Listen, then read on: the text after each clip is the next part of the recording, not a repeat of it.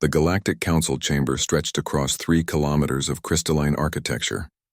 The building itself was alive, a bioconstruct that had witnessed 10,000 years of diplomatic history. Today it hummed with unusual tension. Ambassador Zixthor of the Kithrin Collective stood at the central podium. His 4 eyes scanned the assembled representatives from 200 star systems. Each delegate represented a civilization that had achieved faster-than-light travel and peaceful integration into galactic society. The newest addition to this ancient club sat in the furthest corner of the chamber. The humans. Ambassador Chen Li of Earth sat perfectly still in her delegation seats. Her dark eyes watched the proceedings with an intensity that made several nearby species uncomfortable. Humans had only been part of the council for 3 standard years, but already they had proven difficult to categorize. Zixthor activated the holographic display. Images of human warships appeared in the air above the assembly. The vessels looked crude compared to the elegant designs of other species. Angular, blocky, almost primitive. Honored council members, Zixthor began, his translator rendering his words into dozens of languages simultaneously. We have observed humanity's military expansion with growing concern. In just 3 years, they have built 40 warships. This rate of militarization is unprecedented for a newly joined species. Murmurs rippled through the chamber. Several species nodded in agreement. The Kithran were known for their wisdom and careful observation. If they were concerned, there must be a reason. I propose a cultural assessment, Zixthor continued. We should send our science vessel, the Enlightened Inquiry, to scan one of their warships. A peaceful exchange of information. We can learn about their military philosophy, and they can learn from our 10,000 years of peace. Ambassador Chen stood slowly. Her movements were controlled and precise. When she spoke, her voice was calm but firm. Ambassador Zixthor, humanity welcomes cultural exchange. However, military vessels contain sensitive information. Perhaps we could arrange a tour of a decommissioned ship instead. Zixthor's translator chip processed her diplomatic language. She was refusing. Politely, but definitely refusing. Ambassador Chen, we are not asking to board your vessel, simply to scan it from a distance. Surely there is nothing to hide among peaceful species. The chamber fell silent. It was a direct challenge. Chen's jaw tightened almost imperceptibly. Then she sat down without another word. In the diplomatic language of the council, silence meant consent under pressure. The vote was called. One by one, the representatives cast their votes on the holographic display. Green lights appeared across the chamber. Approval, approval, approval. Only one light glowed red. A single dissenting vote. Elder Counselor Vren was the oldest living being in the known galaxy. His species, the Ancients, had been exploring space when most current civilizations were still living in caves. He rarely spoke in council sessions anymore, preferring to observe and vote in silence. But today he activated his speaker crystal. I cast my vote against this proposal. His voice was like wind through ancient stone. There is a saying among my people, learned long ago at great cost. Those who seek to know the teeth of a sleeping predator often wake it. The chamber stirred uncomfortably. Vren rarely invoked the old sayings. When he did, it usually meant he had witnessed something similar before. But he offered no further explanation. He simply folded his long fingers and returned to silence. Zixthor noted the dissent but pressed forward. The vote passes with overwhelming support. The Enlightened Inquiry will depart immediately for human space. We will scan the vessel designated UNSC Defiance, currently on patrol near the human outer defense perimeter. Ambassador Chen remained seated as the session concluded. Her face showed nothing, but those who knew humans well enough to read their subtle expressions might have noticed her hands. They gripped the armrests of her chair just a little too tightly. Her knuckles had gone white. As the delegates filed out of the chamber, Chen activated her private communicator. The message was brief and encrypted. It contained only a ship name and a single word. Defiance, prepare. 300 light-years away, Captain Sarah Chen received the message in her ready room. No relation to the ambassador, but they shared more than a name.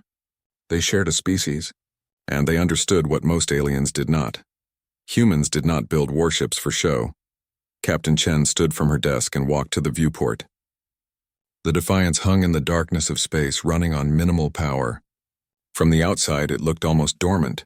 Its hull was scarred from micrometeorite impacts and showed none of the elegant curves of alien vessels. It looked exactly like what it was designed to look like: unremarkable, primitive, safe. She pressed the ship-wide intercom. "All hands, this is the captain. We are about to receive visitors. The Galactic Council is sending a probe ship to scan us. They call it cultural assessment. We call it intelligence gathering. Either way, we will cooperate fully." She paused, choosing her next words carefully. The crew needed to understand without her saying it directly. All defensive systems will remain in standby mode. All weapons will remain powered down. Navigation will maintain current position. Let them look. Let them scan. Let them think they understand what they are seeing. Another pause. When she spoke again, her voice carried an edge that her crew recognized immediately. "But Protocol Omega remains active. If they attempt to board, if they show any hostile intent, if they make any move that could be interpreted as an attack, you know what to do. Human Command has authorized full response discretion." Throughout the Defiance, crew members exchanged glances. Full response discretion. That meant the captain could do anything she deemed necessary to protect the ship and complete the mission. Anything at all. In the engineering section, Lieutenant Commander Marcus Webb checked the antimatter containment fields. They were stable. They were always stable, but the amount of antimatter held in those magnetic bottles could vaporize a small moon. It was enough to crack a planet's crust if deployed correctly. The aliens thought human ships used antimatter for fuel. They were not wrong, but they had not asked the right question. In the weapons bay, Master Chief Patricia Rodriguez ran diagnostics on the kinetic cannons. Primitive technology by galactic standards, just big magnetic rails that threw chunks of metal at high speed. The aliens had better energy weapons, cleaner, more efficient. But humanity had learned something important about energy weapons. They could be detected, tracked, defended against.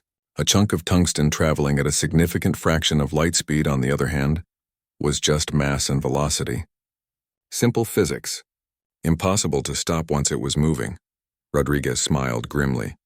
Let them scan the cannons. Let them see primitive magnetic accelerators. They would not understand what made them truly dangerous until it was far too late. Captain Chen returned to her desk and pulled up the crew roster.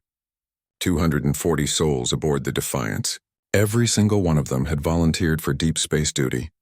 Every single one of them had passed the psychological evaluation. The evaluation that asked one simple question in 100 different ways. If ordered to sacrifice yourself to complete the mission, to protect Earth, to ensure humanity's survival, would you do it without hesitation? 240 times the answer had been yes. Chen closed the roster and looked at the countdown clock on her display. The enlightened inquiry would arrive in 72 hours. 72 hours for the aliens to learn what they thought they wanted to know. She remembered the last words of her training instructor at the Naval Academy. A grizzled veteran who had fought in the Mars Rebellion. He had looked at the graduating class with eyes that had seen too much death and said something that stayed with every officer who heard it. Humanity survived because we are not the strongest or the smartest or the fastest. We survived because we are willing to pay any price. Remember that when you take command of your ship. Remember that when you face the unknown. We do not start fights, but by God, we finish them. Chen turned back to the viewport. Somewhere in the darkness, the enlightened inquiry was coming. Coming to probe. Coming to scan. Coming to learn humanity's secrets. She hoped they would not find what they were looking for. Because once they did, once they truly understood what human warships were designed to do, the galaxy would never look at humanity the same way again. And by then, it might be too late to take it back. The enlightened inquiry dropped out of faster-than-light travel exactly on schedule. The ship was a work of art, a crystalline vessel that seemed to capture and reflect starlight from every angle. Inside, the Kithran science team prepared their instruments. Lead scientist Korvash checked the sensor arrays one final time. Everything was perfect. The enlightened inquiry carried the most advanced scanning technology in the galaxy. They could analyze the molecular composition of a ship's hull from 10,000 kilometers away. They could map energy signatures, detect weapon systems, and even analyze crew biological patterns. Target acquired, announced the navigation officer. UNSC Defiance bearing 270, distance 8,000 kilometers. Korvash activated the main view screen. The human warship appeared against the backdrop of space. He had reviewed the specifications before departing, but seeing it in person was different. The ship looked almost crude, blocky, utilitarian. It showed none of the elegant curves or artistic flourishes that marked ships from advanced civilizations. "Open a channel," Korvash ordered. "Let us observe proper diplomatic protocols." The communications officer worked the controls.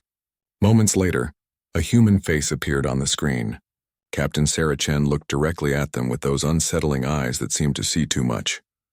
"This is Captain Chen of the United Nations Space Command vessel Defiance. State your purpose." Her voice was flat, professional. But Korvash detected something underneath. Was it anger? Resentment? The K'Thran were experts at reading emotional undertones. This human was clearly unhappy about their presence. "Captain Chen, I am lead scientist Korvash of the Enlightened Inquiry. We are here on behalf of the Galactic Council to conduct a peaceful cultural assessment. As voted and approved by the Council, we will be scanning your vessel to better understand human military philosophy and technology." Chen stared at him for a long moment. Then she nodded once. "Proceed. All of our defensive systems are powered down. You will encounter no interference from us. However, I must inform you that if you attempt to board this vessel or make any physical approach within 1,000 kilometers, we will consider it a hostile act." Korvash found the warning amusing. What could this primitive ship do to the Enlightened Inquiry? His vessel had energy shields that could withstand a direct hit from a small star going nova, but he kept his amusement hidden. "Of course, Captain. We have no intention of boarding. We will maintain a respectful distance." Enlightened Inquiry out. The screen went dark. Korvash turned to his team. "Begin the scans. Full spectrum analysis. I want everything." The scanning arrays came to life. Invisible beams of energy swept across the Defiance, peeling back its secrets layer by layer. Data began flowing across the screens in the science bay. "Hull composition is simple iron and titanium alloy," reported one technician. "No exotic materials. No advanced composites. This is barely more sophisticated than atmospheric aircraft construction. Propulsion system uses chemical fuel and nuclear fusion," added another. "Crude but functional. Maximum velocity appears to be 0.2 light speed in normal space. Weapons systems detected. Primary armament consists of magnetic accelerators. Kinetic weapons. Very basic, also detecting what appear to be explosive projectiles. Missiles with chemical propellant." Korvash nodded as the reports came in. Everything confirmed what they had suspected. Human technology was primitive. They had only recently discovered faster-than-light travel. Their weapons were crude. Their defenses were minimal. So why had Elder Counselor Vren voted against this scan? "Continue deeper scans," Korvash ordered. "Access their computer systems if possible. I want to understand their military doctrine, their strategic thinking, their rules of engagement." The senior technician hesitated. "Sir, accessing their computers would require penetrating their network security. That goes beyond passive scanning. It could be considered an intrusion." "We have authorization from the Council," Korvash replied. "And besides, look at their systems. Their network security is laughably simple. We can slip in and out without them even noticing." "Do it." The technician worked the controls. On the Defiance, buried deep in the ship's computer core, a digital tripwire activated. An intrusion had been detected, but the alarm did not sound. Instead, it simply logged the event and opened a carefully prepared data pathway. The humans had been expecting this. "We are in," the technician announced, accessing their military database now. "Oh, there is a lot of data here.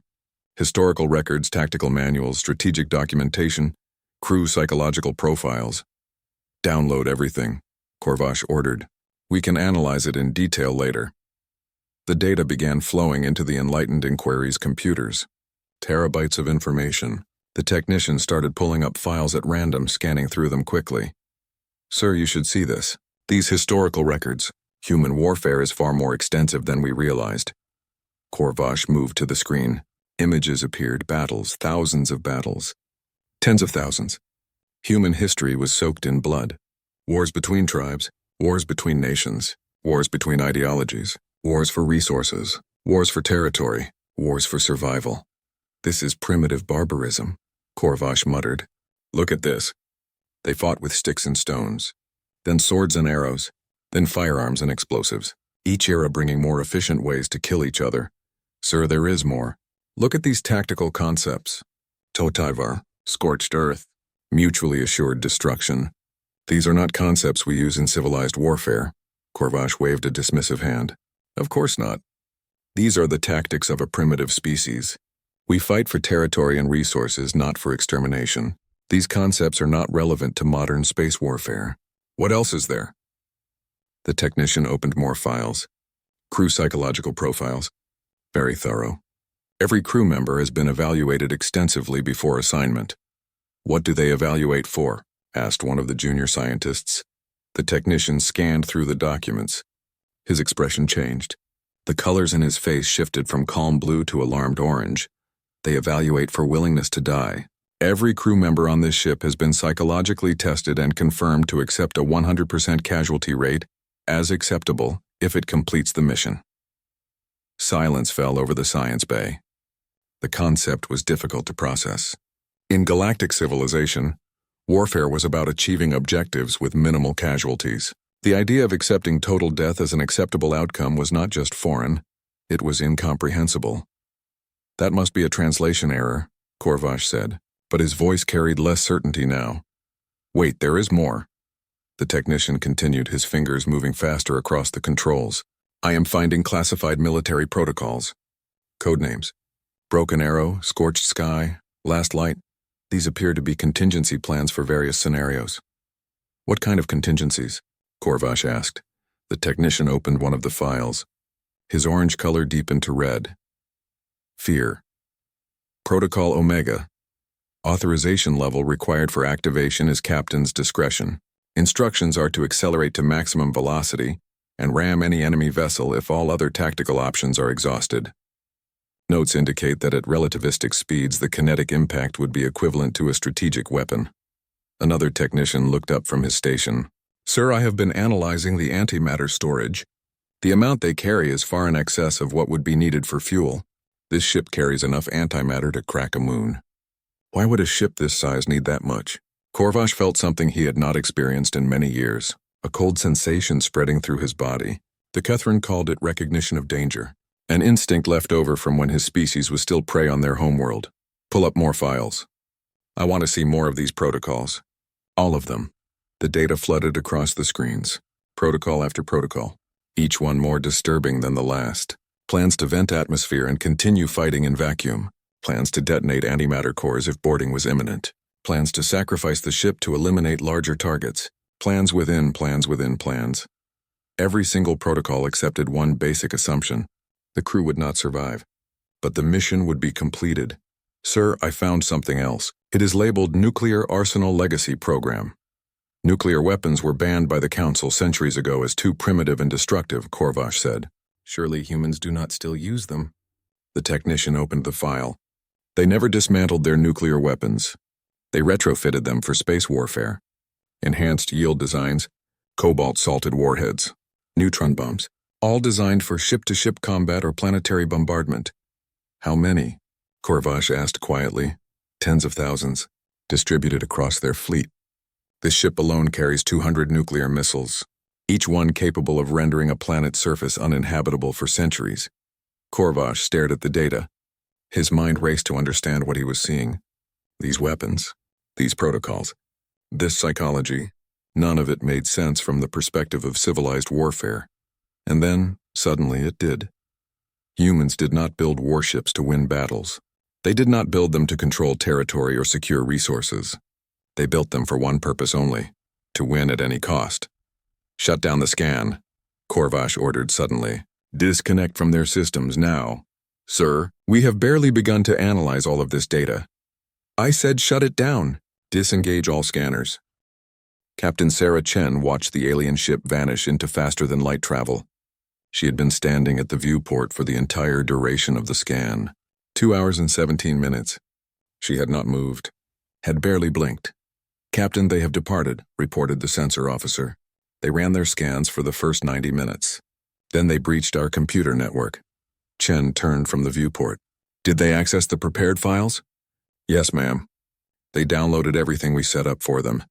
Historical warfare records, psychological profiles, military protocols, the nuclear arsenal documentation, all of it. Good. Chen walked to her command chair and sat down. Stand down from alert status. Return to normal patrol operations. Lieutenant Commander Webb appeared on her communication screen. Captain, do you think they understood what they saw? Chen allowed herself a small, grim smile. They will. The question is what they will do with that understanding. She opened a secure channel to Earth Command. The message was brief. Package delivered. Awaiting response. Far away at the Galactic Council headquarters, Korvash stood before an emergency session. The chamber was half empty. Many delegates had not arrived yet, but those who were present sat in unusual silence. The recordings from the enlightened inquiry played on the holographic display. Images of human warfare. Soldiers charging into machine gun fire. Pilots crashing their aircraft into enemy ships. Submarines hiding beneath ice for months, waiting for the order to launch missiles that could end civilizations. Nuclear weapons detonating in test after test after test. Then the protocols, cold, clinical, mathematical. Every scenario ending with the same conclusion. The ship will not survive, but the mission will succeed. Ambassador Zixthor watched the presentation with growing horror. This was not what he had expected. He had thought human warships were simply a sign of a young species still learning diplomacy. He had not realized they were weapons designed for a completely different kind of war. Korvash finished his presentation and stood at the podium. His skin color fluctuated between red and orange. Fear and warning. Honored council members, I must be direct. We have made a terrible mistake. Humanity is not like us. Most species in this council evolved as prey animals or peaceful herbivores. Our warfare is about territory and resources. We fight to win, yes, but we fight to survive and prosper.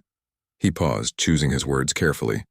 Humans evolved as persistence predators on what they call a death world. A planet where almost everything can kill you, where survival meant being more stubborn than the dangers around you. Their warfare is not about winning. It is about making sure the other side loses, even if it costs them everything. A delegate from the peaceful collective raised a tentacle. Surely you exaggerate. They are a civilized species. They passed all our entry requirements. They are civilized, Korvash agreed. But civilization does not change what they are underneath. Look at their warships. They do not build them to protect. They build them as weapons of last resort. Every ship carries enough destructive power to devastate worlds. Every crew member has accepted death as part of their duty.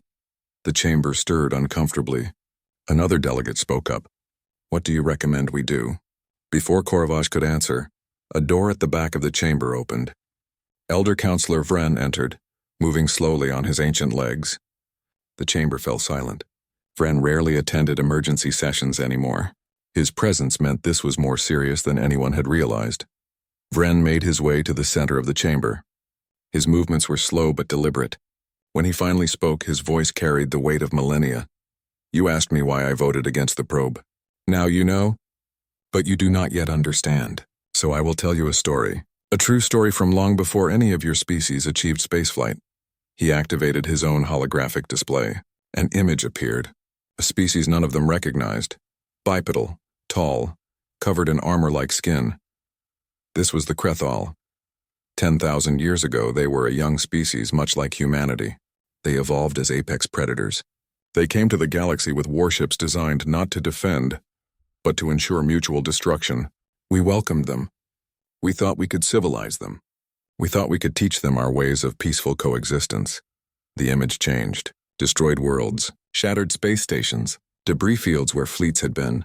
War came, not because the Krethal wanted it, but because other species, confident in their superior technology, decided to enforce their will on the predators. They thought the Krethal would back down when faced with overwhelming force. They were wrong. Vren's voice grew quieter but somehow more intense. The Krethal did not try to win. They simply made sure that anyone who attacked them would lose everything. They turned their own worlds into weapons. They crashed their ships into enemy planets at relativistic speeds. They deployed weapons that poisoned entire star systems. In the end, 3 galactic empires fell. Trillions died, including every last Krethal. The chamber was silent except for the hum of the life support systems. We learned a lesson that day.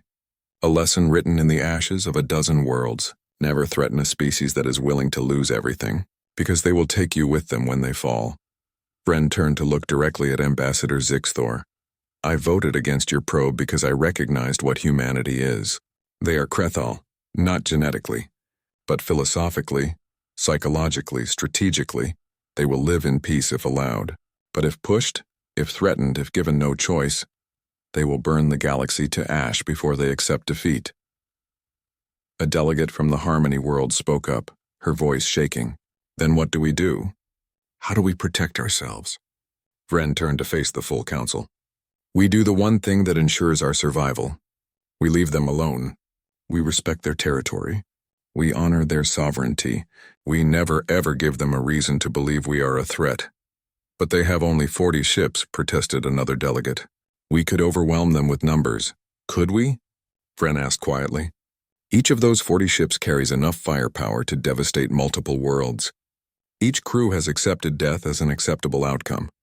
How many of our ships would it take to stop even one human vessel willing to sacrifice itself?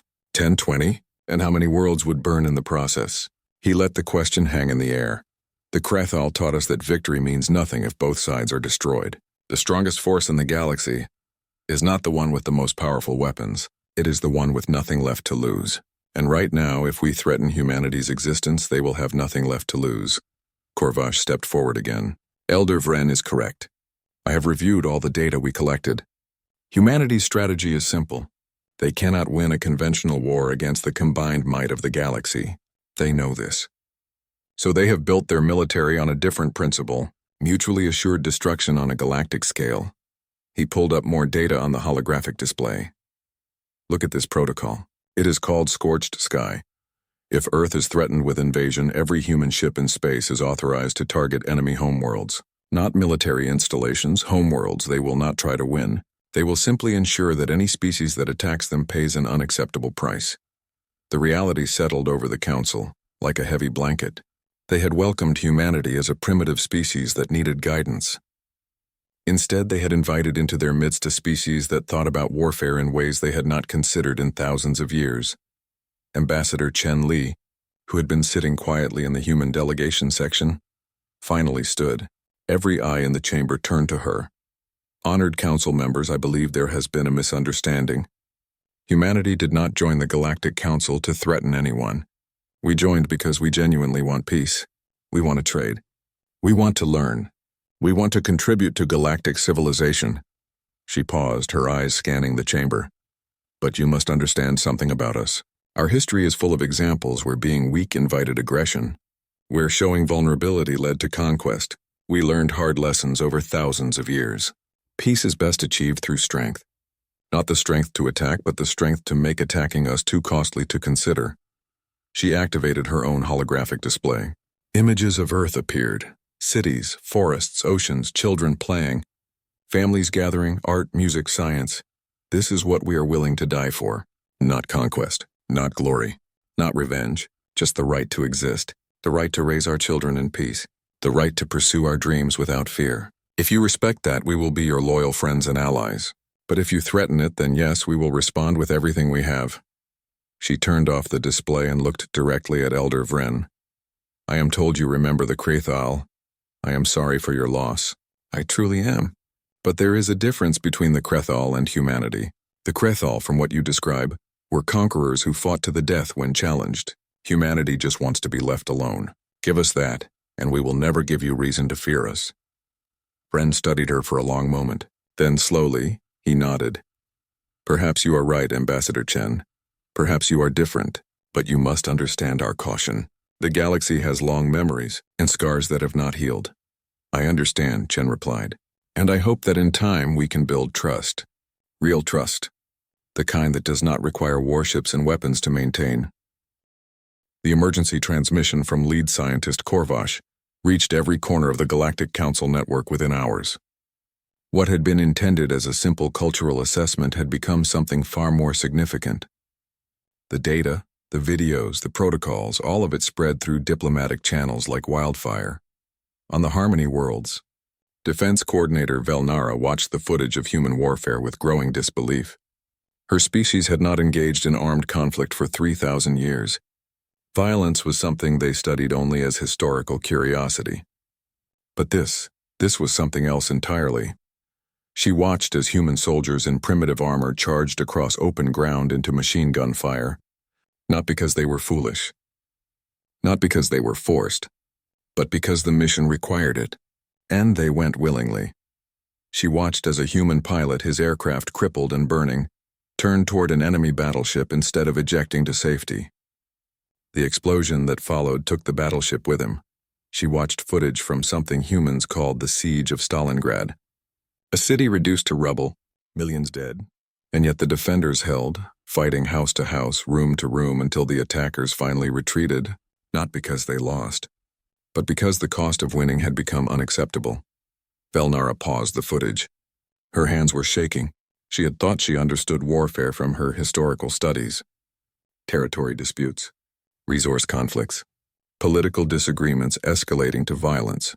All very rational in a way, all very explainable, but this was different. This was not warfare as a continuation of diplomacy. This was warfare as a statement of will. We will not surrender. We will not retreat. You can kill us, but you cannot defeat us. She opened a secure channel to her government's leadership. We need to discuss the Terra protocols immediately. Meanwhile, on the merchant fleet homeworld of Tradanar, commercial interests watched the data with calculating eyes. Trade Representative Mektos reviewed the human military capabilities and saw not danger, but opportunity. Think about it, he said to his board of directors. Humanity has 40 warships that no one wants to fight. That makes them the perfect neutral security force. Piracy has been increasing in the outer sectors. The Council's military is spread too thin, but if we could hire human vessels as escorts, who would dare attack our trade convoys? One of the directors leaned forward. Would they agree to such work? Their protocols suggest they only fight for existential reasons. Mektos smiled. Humans need resources. Raw materials, technology, markets for their goods. They may have frightening warships, but they are still a young species building their infrastructure. I think we can reach an arrangement that benefits everyone. On Earth, in the underground command center beneath Geneva, Admiral Marcus Thompson read the intelligence reports with satisfaction. The probe had gone exactly as planned. They had shown the galaxy what they needed to see. Not everything, just enough. Status report on the Council's response, he ordered. His intelligence chief pulled up a holographic display showing data flows across the galactic network. Korvash's transmission reached all Council members within 8 hours. We are seeing widespread discussion and debate. Multiple species are calling for formal protocols regarding human military vessels. Any hostile movements? Fleet mobilizations? Military preparations? None detected, sir. If anything, we are seeing the opposite. Several species have increased their diplomatic outreach. The merchant fleet has inquired about security contracts. The Harmony Worlds have proposed a non-aggression treaty with extended provisions. Thompson nodded. Good. What about Elder Vren? The intelligence chief hesitated. That is the interesting part, sir. Vren gave a speech about the Krethal, a species that existed 10,000 years ago. Apparently they were similar to us. Predators with a mutual destruction philosophy. According to Vren, they took down 3 galactic empires when they were threatened. 3 empires, Thompson repeated quietly. And they lost? Everyone lost, sir. The Krethal were wiped out, but so were their enemies. Vren was warning the Council not to make the same mistake twice. Thompson stood and walked to the viewport overlooking the command center. Dozens of officers worked at their stations, monitoring everything from ship movements to diplomatic communications. Humanity's eyes and ears in a galaxy that was still learning what humans were capable of. The Krethal made a mistake, Thompson said quietly. They were conquerors. They fought because they wanted to dominate. That made them enemies. We need to be different. We need to show the galaxy that we only fight when we have no other choice. How do we do that, sir? We help them. When piracy threatens the trade lanes, we offer security. When a species faces a natural disaster, we offer aid. When the Council needs military support for peacekeeping, we volunteer. We show them that our strength is not a threat, but a resource they can benefit from. The intelligence chief understood. Soft power backed by hard capability. Exactly. The Council is afraid of us right now. Fear can lead to 2 outcomes. Either they accept us and work with us, or they try to eliminate the threat we represent. We need to make sure the first option is far more attractive than the second. Back at the Galactic Council, an emergency vote was called. The chamber was full now. Every species wanted to have their say on what was being called the human question. Ambassador Zixthor stood at the podium again, but this time his demeanor was different. Humble, almost apologetic. Honored council members, I have prepared a proposal. We will call it the Terra Protocols. These protocols will govern our interaction with humanity and establish clear boundaries that ensure mutual security and respect. He activated the holographic display. The protocols appeared, written in clear, simple language. First, no military vessel from any council species may approach human space without explicit invitation from human authorities. This includes reconnaissance, patrol, or research vessels. All approaches must be cleared in advance. Murmurs of agreement rippled through the chamber. No one wanted another incident like the Enlightened Inquiry probe. Second, all human territorial claims will be respected without challenge. Humanity will be given a buffer zone around their space equivalent to 20 light-years. This zone will be considered sovereign human territory. Some delegates shifted uncomfortably. 20 light-years was a significant amount of space, but given what they had learned about human capabilities, none objected. Third, the Council formally recognizes humanity's right to maintain their military at whatever level they deem necessary for their security. No restrictions will be placed on human ship construction, weapons development, or defensive preparations. This caused more discussion.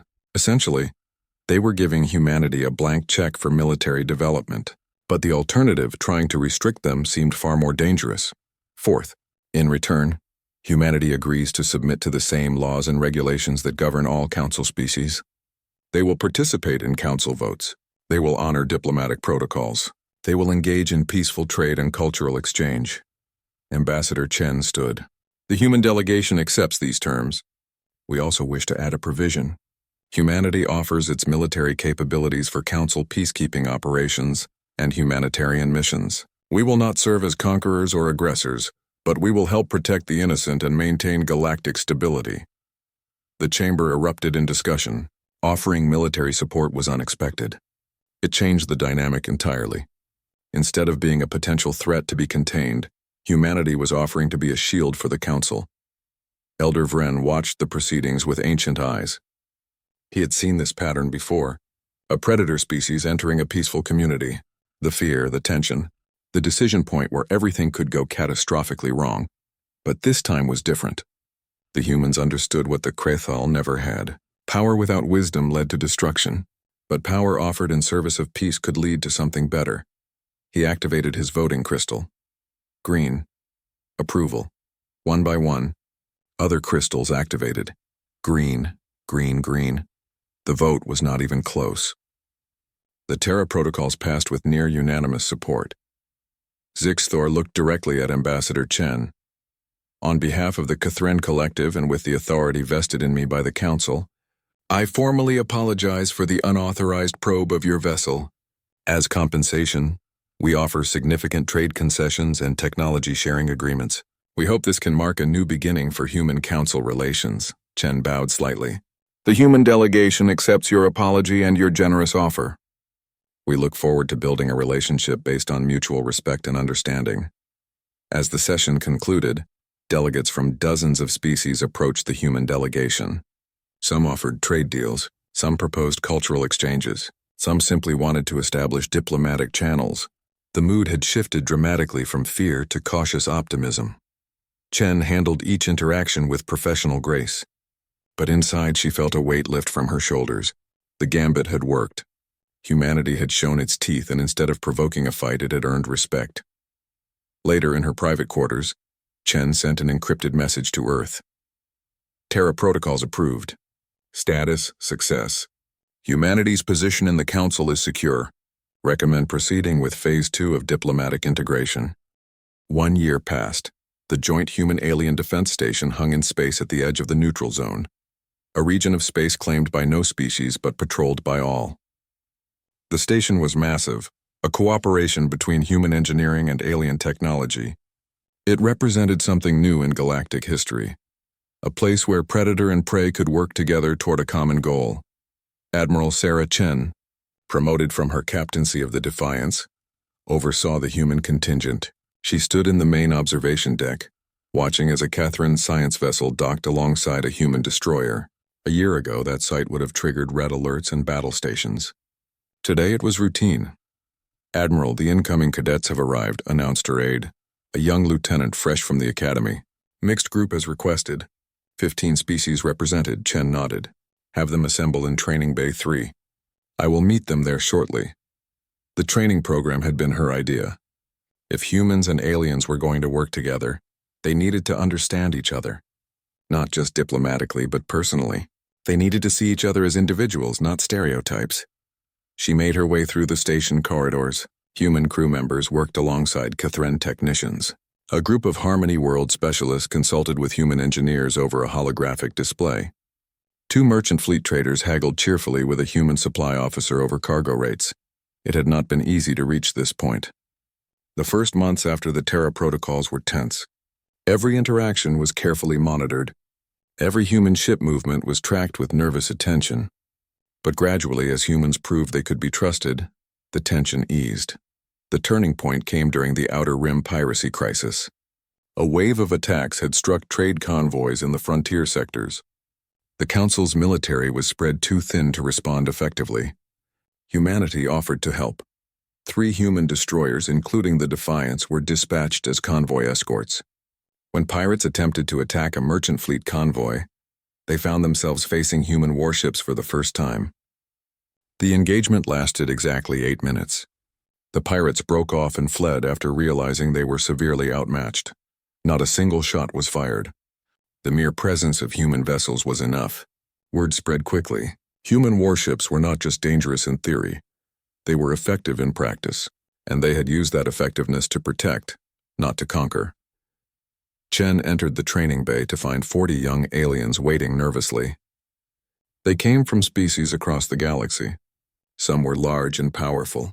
Some were small and quick, but all of them looked at her with a mixture of respect and uncertainty. Welcome to the Joint Defense Initiative training program, she began. You are here because your species believes in cooperation and mutual security. Over the next 6 months, you will learn how to work with humans, how to understand our thinking, how to trust us as partners. She paused, studying their faces, or face equivalents for some species. I know what you have heard about humans. You have seen our warfare history. You know about our weapons. You understand what we are capable of. Some of you are afraid. That is natural. Fear of the unknown is a survival instinct. A young Cathren cadet raised a tentacle hesitantly. Admiral Chen, may I ask a question? Of course. The protocols we saw. The willingness to sacrifice everything. Is that real? Would humans truly choose death over defeat? Chen looked at the young cadet for a long moment. Then she nodded slowly. Yes. If the choice was between accepting slavery or destruction of our species, and fighting to our last breath, we would fight, not because we want to die, but because some things are worth dying for.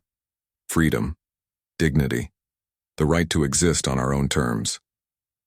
She walked among the cadets, making eye contact with each one. But here is what you need to understand. That same willingness to sacrifice for our own survival extends to our allies. If you are threatened, if your species faces extinction, human ships will stand with you. Not because we are looking for a fight, but because we believe that civilization must defend itself, that the strong have a responsibility to protect the weak. Another cadet, this one from the Harmony World, spoke up. But Admiral, is that not contradictory? You say you will fight to defend us, but your entire philosophy seems based on making war too costly for anyone to start. Chen smiled. That is not a contradiction. That is strategy. We make war too costly to start casually. But if war comes anyway, if someone threatens the innocent, we make sure we can fight effectively. Think of it as a locked door with a guard behind it. The lock discourages casual intrusion. The guard handles anyone foolish enough to break the lock anyway. She activated a holographic display showing the defense station and surrounding space. This station represents a new approach. For 10,000 years, the galaxy has maintained peace through diplomacy and mutual cooperation. That is good. That is necessary. But diplomacy only works when all parties choose to be civilized. What happens when someone chooses violence? What happens when pirates raid your convoys? When rogue species threaten peaceful worlds? She zoomed the display in to show a human destroyer docked at the station. That is where we come in. Humanity provides what the galaxy has been missing. The capacity for controlled violence in defense of civilization. We are not conquerors. We are not aggressors. But we are very, very good at stopping those who are. An older cadet, a veteran from the merchant fleet, raised a hand. With respect, Admiral, how do we know humanity will not turn those weapons against us? Power corrupts. History shows this across every species, Chen nodded. A fair question. And the answer is simple. You do not know. You have to trust us. Just as we have to trust you. Trust is not given freely. It is earned through action over time. She deactivated the display and faced the assembled cadets directly. Over the next 6 months, you will train alongside human personnel. You will eat with us, work with us, learn with us. You will see how we think, how we operate, how we make decisions. At the end of that time, you will return to your species with first-hand knowledge of humanity, and they will decide based on your reports whether we can be trusted. She paused, then added quietly, I hope you will tell them that yes, humans are dangerous. Yes, we are capable of terrible things, but we are also capable of loyalty, of sacrifice for others, of choosing to use our strength to protect rather than to conquer.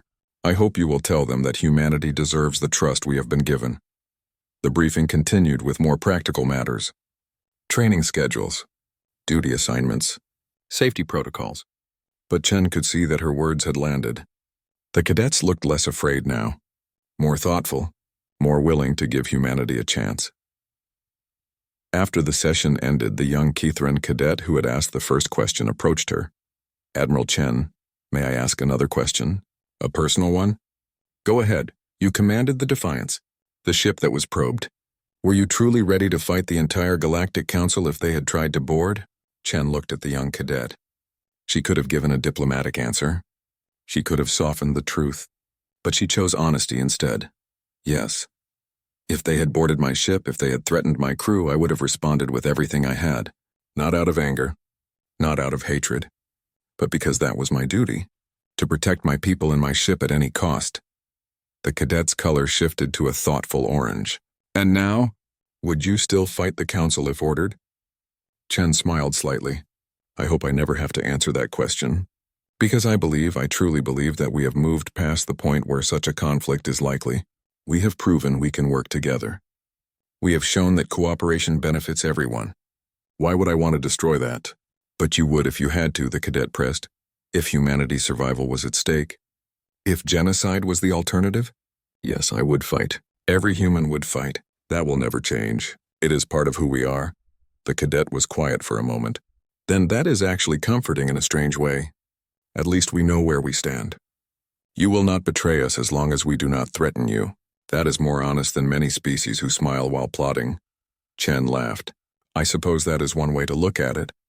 Welcome to the program, cadet. I think you will do well here. Later that evening, Chen found herself in the station's observation lounge. It was a popular gathering spot, with floor-to-ceiling viewports showing the stars. She was not alone. Elder Counselor Vren sat in one of the adaptive chairs designed to accommodate his ancient frame. Admiral Chen, he greeted her. Or should I say Sarah? We are off duty, I believe. She smiled and took a seat near him. Sarah is fine, Elder Vren. I did not expect to see you here.